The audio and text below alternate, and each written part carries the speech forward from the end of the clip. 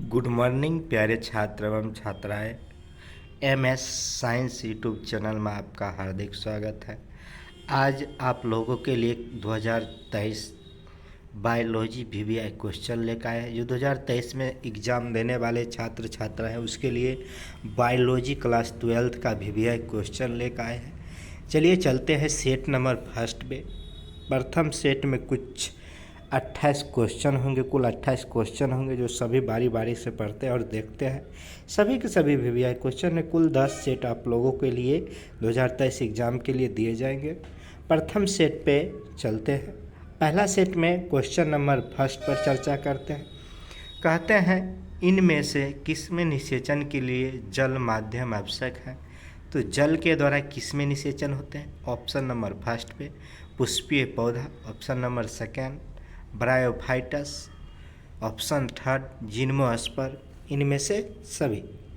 अब option number second जो है ब्रायोफाइटस में ही जल के द्वारा निषेचन की प्रक्रिया संपन्न होती है। अब क्वेश्चन सेकेंड की ओर चलते हैं।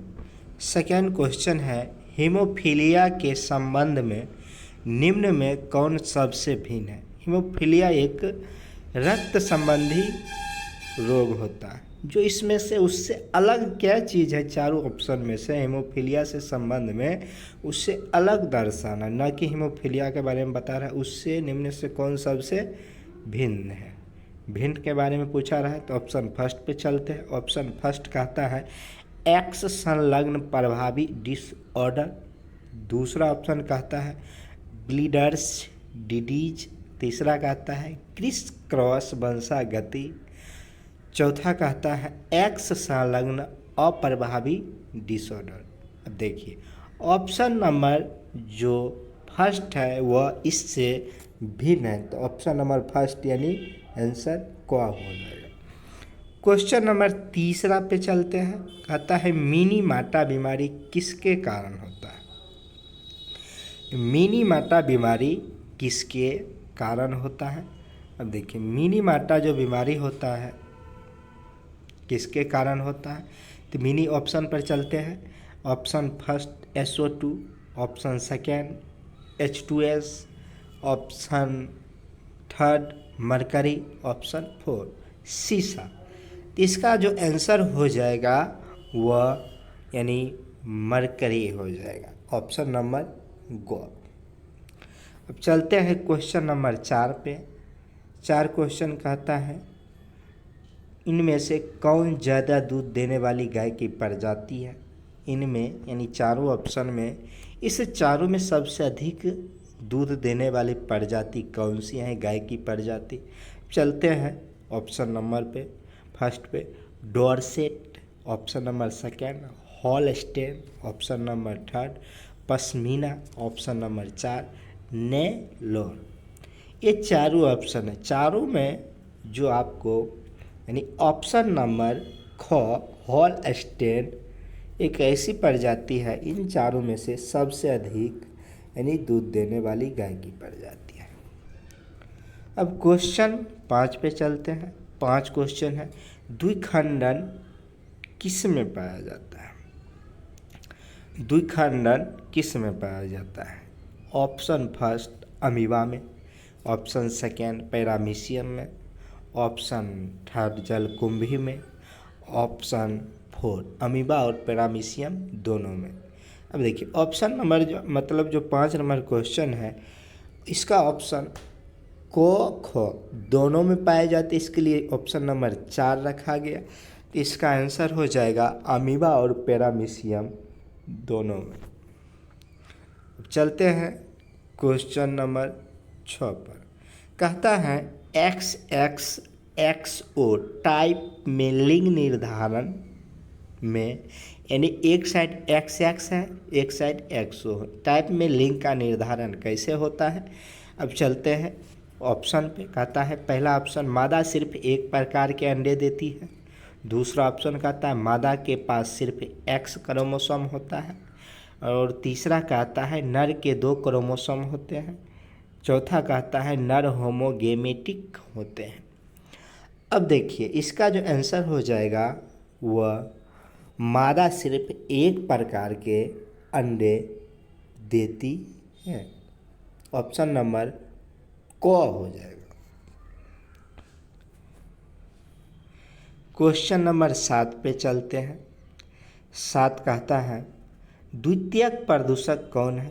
प्रदूषक द्वितीयक प्रदूषक के बारे में पूछ रहा है। तो क्वेश्चन नंबर 7 पे अब ऑप्शन पे चलते हैं। द्वितीयक प्रदूषक इस चारों में से कौन होगा। एरोसोल, दूसरा ऑप्शन है CO2, तीसरा ऑप्शन है पेन और चौथा ऑप्शन है CO। देखिए 7 नंबर जो है वह द्वितीयक प्रदूषक जो होता है वह पेन होते हैं। द्वितीयक प्रदूषक पेन होते हैं। क्वेश्चन नंबर 8 पे बढ़ते हैं। कहता है ताई चुंग फर्स्ट किसकी किस्म है। ताई चुंग फर्स्ट किसकी किस्म है, यानी ये चारों दिख रहे हैं, चारों ऑप्शन में किसकी प्रजाति है ताई चुंग फर्स्ट। अब ऑप्शन पढ़ते हैं। पहला कहता है गेहूं की, दूसरा कहता है धान की, तीसरा कहता है गन्ना की, चौथा कहता है मक्का की। ये चारों में से किसकी प्रजाति है ताई चुंग। अब देखिए ऑप्शन के अनुसार आप देख लेते हैं कौन सा सही आंसर हो जाएगा। तो ताई चुंग जो होता है वह धान की प्रजाति होती। अब क्वेश्चन नंबर 9 नंबर पे चलते हैं। 9 नंबर क्वेश्चन कहता है गेमीटस के युग्मन को कहते हैं। गेमीटस के युग्मन को क्या कहते हैं। तो गेमीटस के युग्मन को अब ऑप्शन के अनुसार देख लेते हैं इसमें से कौन सा ही आंसर हो जाएगा। पहला ऑप्शन कहता है परागन, दूसरा कहता है सिनगैमी, तीसरा कहता है पार्थेनोजेनेसिस, चौथा कहता है स्पोरोजेनेसिस। अब देख लीजिए इसमें से चारों में से कौन सा ऑप्शन सही हो जाए। तो ऑप्शन नंबर ऑप्शन नंबर ख सिनगैमी। सिनगैमी एक ऑप्शन है जो गेमीटस के युग्मन को कहा जाता है। चलते हैं क्वेश्चन नंबर 10 पे। क्वेश्चन नंबर 10 है इनमें से कौन जीनोटाइप 4 अलग प्रकार के गेमीटस बनाएंगे। इनमें से कौन जीनोटाइप, ये जीनोटाइप है, अलग अलग गेमिट्स का निर्माण करेंगे। 4 अलग अलग गेमिट्स का कौन बनाएंगे। तो 4 को कि चारों में ऑप्शन देखते हैं। ये सब्जेक्टिव के लिए है, ये बोर्ड पे क्लियर करके बताया जाता है। यहाँ पे ऑप्शन के अनुसार चुनेंगे। अब देखिए क्वेश्चन नंबर 10 इनमें से कौन जीनोटाइप 4 अलग प्रकार के गेमिटस बनाएंगे। अब ऑप्शन पर चलते हैं। पहला ऑप्शन कहता है capital A, BB, CC, DD, EE, पहला ऑप्शन है। दूसरा ऑप्शन है A, अब B, CC, DD। तीसरा ऑप्शन है capital A, small a, capital B, small b और कैपिटल CC। चौथा ऑप्शन है A कैपिटल, A स्मॉल और स्मॉल BB। अब चारों ऑप्शन में से देख लेते हैं कौन सा ऑप्शन सही होने वाला है। इसका जो बनाएंगे 4 अलग प्रकार का गेमिट्स, ऑप्शन नंबर ग। अब चलते हैं क्वेश्चन नंबर 11 पे। कहता है पारिस्थितिकी तंत्र या इकोसिस्टम शब्द का प्रयोग सर्वप्रथम किसने किया। पारिस्थितिकी तंत्र या इकोसिस्टम शब्द का प्रयोग सर्वप्रथम किसने किया। अब चलते हैं ऑप्शन पे। कहता है ऑडम ने, दूसरा ऑप्शन कहता है टेंसले ने, चौथा कहता है वार्मिंग ने और तीसरा कहता है वार्मिंग और चौथा कहता है गार्डन। अब देखिए चारों ऑप्शन में से कौन ऑप्शन आपको सही लगता है। देख लेते हैं चारों में कौन ऑप्शन सही है। तो ऑप्शन नंबर ख यानी टेंसन। अब चलते हैं क्वेश्चन नंबर 12 पे। कहता है अलैंगिक जनन द्वारा हजारों पौधों को उत्तक संवर्धन की कौन सी विधि से बनाया जाता है। अलैंगिक जनन द्वारा हजारों पौधों को उत्तक संवर्धन की कौन सी विधि से बनाया जाता है। देखिए ऑप्शन पे चलते हैं। कहता है सूक्ष्म प्रजनन, सोमेटिक संकरण, तीसरा ऑप्शन सोमेटिक भ्रूणोद्भव, चौथा कहता है एंथर संवर्धन। देखिए चारों ऑप्शन में आपका ऑप्शन नंबर को यानी अलैंगिक जनन हजारों पौधों के सूक्ष्म प्रजनन के द्वारा ही बनाया जाता है। अब चलते हैं क्वेश्चन 13 पे। 13 नंबर क्वेश्चन है, इनमें से किसे बंगाल का आतंक कहा गया? बंगाल का आतंक यानी जो बंगाल का आतंक बायोलॉजी की भाषा में कहा जाता है। पहला ऑप्शन पे चलते हैं, ब्रायोफिल्म। दूसरा ऑप्शन है जलकुंभी। तीसरा है अगोएब। चौथा है केला। अब देख लीजिए, तो बंगाल का आतंक जलकुंभी को कहा जाता है।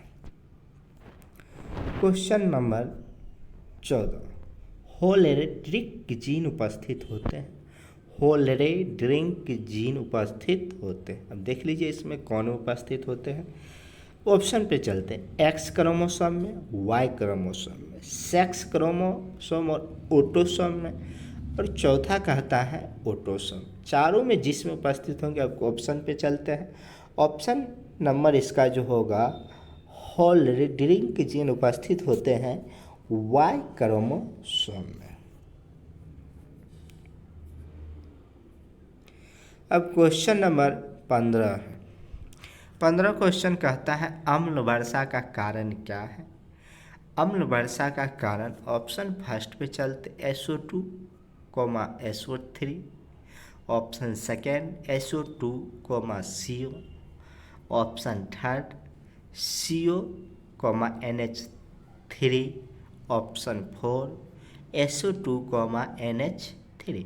इसका सही ऑप्शन अम्ल वर्षा होने का जो कारण होता है वह आपको SO2, SO3। SO2, SO3। अब चलते हैं 16 नंबर क्वेश्चन पे। कृत्रिम वीर्य सेपन का उपयोग नहीं किया जाता है। कृत्रिम वीर्य सेचन का उपयोग नहीं किया जाता है किसमें? अब देख लीजिए, चारों ऑप्शन है। पहला है घोड़ों में, दूसरा है ऊंट में, तीसरा है मछली में, और चौथा है बकरी में। किस में कृत्रिम वीर्य सेचन का उपयोग नहीं किया जाता है? अब ऑप्शन के अनुसार चलते हैं। इसका ऑप्शन आंसर हो जाएगा मछली में, क्योंकि मछली पानी में रहती है, इसीलिए उसमें यानी कृत्रिम वीर्य सेचन का उपयोग नहीं किया जाता है।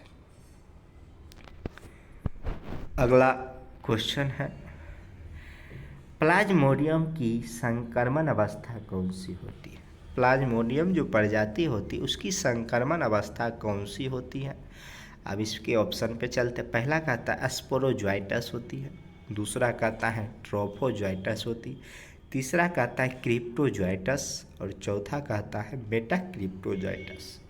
अब देख लीजिए 17 नंबर क्वेश्चन, प्लाज्मोडियम की संक्रमण अवस्था कौन सा जोइटस होगा, इस पर भी देख लेते हैं। अब ऑप्शन पे आंसर पे चलते हैं।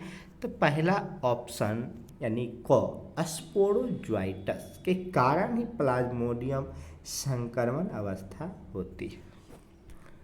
अब चलते हैं 18 नंबर क्वेश्चन, डायबिटीज का क्या कारण है? डायबिटीज एक प्रकार की जो बीमारी होती है हमारे शरीर में, इसका क्या कारण है? तो ऑप्शन फर्स्ट पे चलता है सोडियम आयन की कमी, दूसरा है आयोडीन की कमी, तीसरा है एंजाइम की कमी, चौथा है हार्मोन की कमी। अब डायबिटीज बीमारी होने का कारण देख लेते हैं। क्या कमी से ही हमारे शरीर में डायबिटीज होती है? तो ऑप्शन नंबर घ होगा, हार्मोन की कमी से डायबिटीज नामक बीमारी होती है।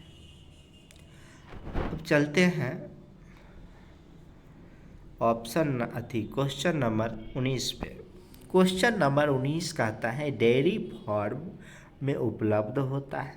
तो डेयरी फार्म में क्या सब उपलब्ध होता है ये देख लेते हैं। पहला ऑप्शन कहता है दूध, दूसरा ऑप्शन कहता है मक्खन, तीसरा ऑप्शन कहता है पनीर, और चौथा ऑप्शन कहता है सभी। तब डेयरी फार्म में क्या क्या उपलब्ध होते हैं? अब ऑप्शन नंबर यानी दूध, मक्खन, पनीर सभी डेयरी फार्म में उपलब्ध होते हैं। तो इसका ऑप्शन नंबर यानी घ हो जाएगा। चलते हैं क्वेश्चन नंबर 20 पे। 20 क्वेश्चन कहता है टी सेल्स उत्तरदायी होता है।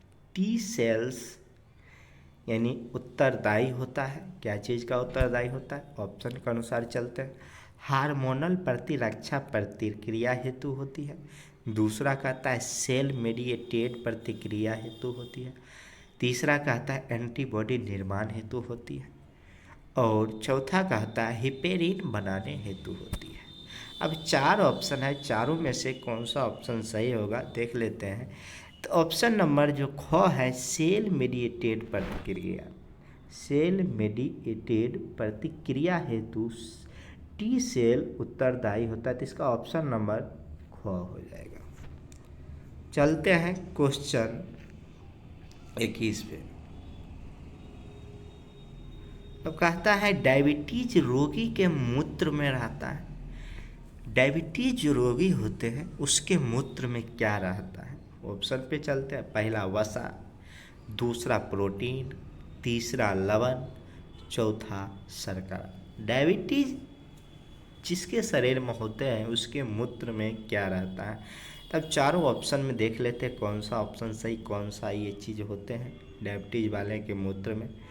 तो ऑप्शन नंबर आपका जो सही होगा वह घ यानी डायबिटीज वाले के मूत्र में शर्करा होता है, शुगर होता है। चलते हैं क्वेश्चन नंबर 22 पे। डार्विन अपनी यात्रा के दौरान किस द्वीप पर गए थे? कहते हैं डार्विन जब यानी प्रकृतिवाद का सिद्धांत के बारे में चर्चा होता है, तो डार्विन अपनी यात्रा के दौरान किस द्वीप पर गए थे? जब यात्रा कर रहे थे उस समय कौन सा द्वीप पे वह गए हुए थे, इसके बारे में चर्चा करते हैं। चलते हैं। पहला ऑप्शन गैलापागो द्वीप हो, दूसरा है अंडमान द्वीप, तीसरा है वेस्ट इंडीज और चौथा है कहीं नहीं। कहीं तो ज़रूर गए होंगे, तो कहीं नहीं। अब चलते हैं सही ऑप्शन पे।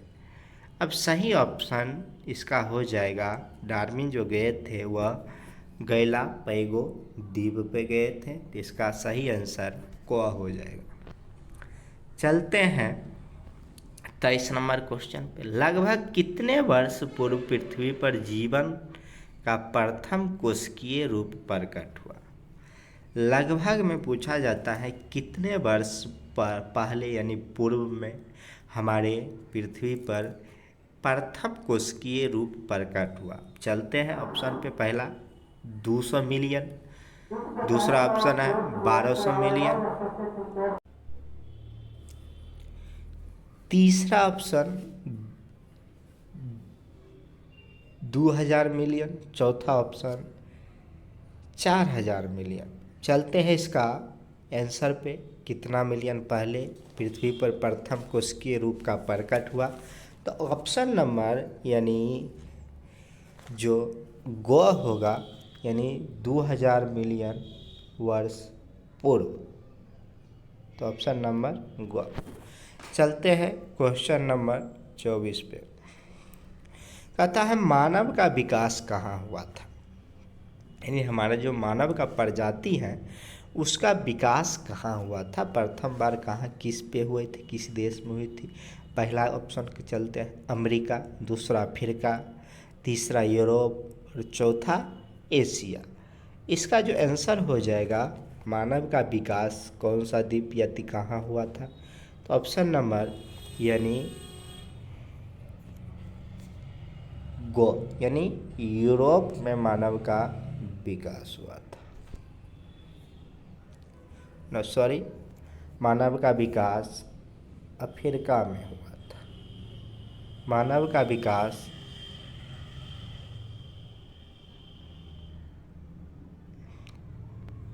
एक बार क्वेश्चन फिर से पढ़ लेते हैं। मानव का विकास कहाँ हुआ था? मानव का विकास कहाँ हुआ था? तो मानव का विकास अफ्रीका में हुआ था। ऑप्शन नंबर ख सही ऑप्शन है। इससे पहले जो बताया गया था वह कुछ मिसप्रिंट के कारण। चलते हैं क्वेश्चन नंबर 25 पे। जीवन पहले से विद्यमान जीव से ही निकल आता है। जीवन पहले से विद्यमान जीवन से ही निकल कर आता है, सिद्धांत को किसने प्रस्तुत किया था? ये किसने प्रदर्शित किया था? चलते हैं, यानी जो जीवन हमारा है वह पहले से विद्यमान जो भी जीवन है उससे ही निकल कर आता है। ये सिद्धांत किसने प्रदर्शित किया था? पहला ऑप्शन है ओपेरेन, दूसरा है डार्विन, तीसरा है लुई पास्चर, चौथा है हाल्डेन।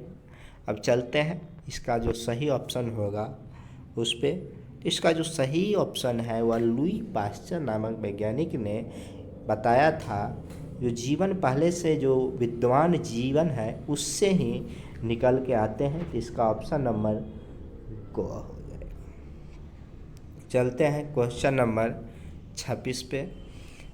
26 नंबर क्वेश्चन है, डिम्ब वाहिनी नलिका यानी फेलोपियन ट्यूब जो मादा में होता है, डिम्ब वाहिनी नलिका फेलोपियन ट्यूब गर्भाशय तथा योनि मिलकर बनाती है। तो गर्भाशय तथा योनि डिम्ब वाहिनी नलिका जो है क्या बनाती हैं? चलते हैं इस पे।